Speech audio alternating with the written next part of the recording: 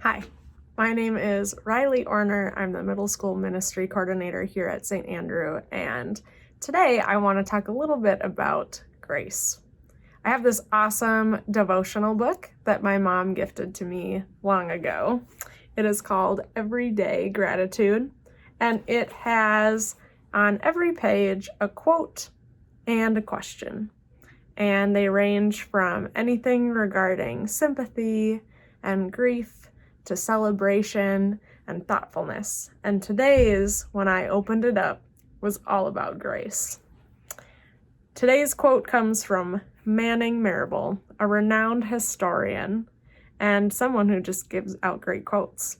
His quote today is, "Grace is the ability to redefine the boundaries of possibility." Grace is the ability to redefine the boundaries of possibility. I don't know if I've ever had to redefine boundaries of possibility any more than I have during this COVID-19 pandemic. I'm sure you're in the same boat with me. Here at St. Andrew, we all went home from the office for months. We shuttered our doors and learned how to do online worship and gathered virtually for many, many months.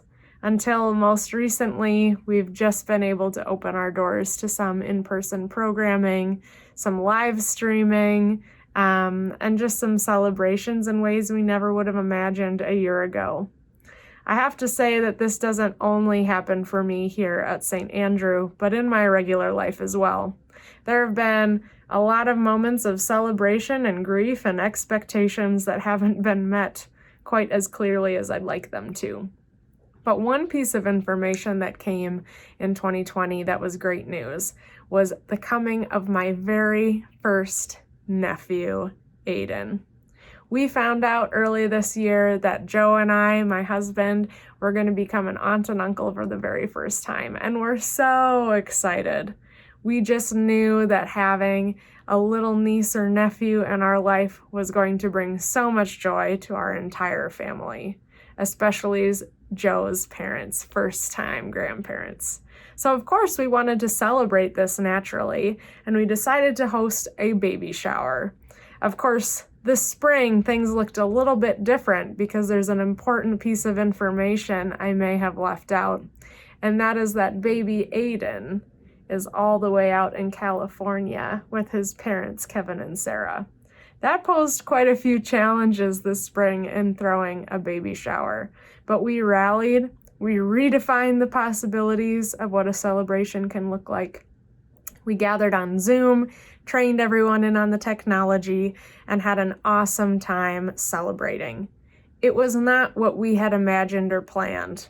We were flexible, a little bit creative, but we were also able to include friends from all over the United States, from Baltimore all the way to California and the Midwest here in between, and it ended up being an extremely lovely celebration of love, of life, the miracle that Aiden was going to bring into this world. Since then, in September, our little Aiden was born. So much celebration, a lot of Zoom calls, FaceTimes, and photos followed. Of course, we still haven't been able to visit our little Aiden, but the love that we have for him exists all the same. Earlier this year, I decided to learn how to quilt. And my family can tell you that was a little bit more of an arduous process than I was prepared for, given that I didn't know how to use a sewing machine yet. But I persevered and made this little baby quilt for baby Aiden. Joe and I cuddled it up with snuggles and love and messages of just goodness and grace to send to baby Aiden out in California. And now baby Aiden can snuggle up and feel our hugs and love from so far away. I can guarantee you, COVID-19 or not, that the first time we get to meet Aiden face to face, he will receive quite a few snuggles from Aunt Riley and Uncle Joe. It is true that we have had to change our perspective. We have had to change our expectations time and time and time again. But the truth is that regardless of these changes and transitions, that God prevails, that the Holy Spirit is working through every one of us, and especially in baby Aiden. So my devotion today leaves you with a question to ponder. When I find myself in a tight spot, how can I welcome grace to work its magic?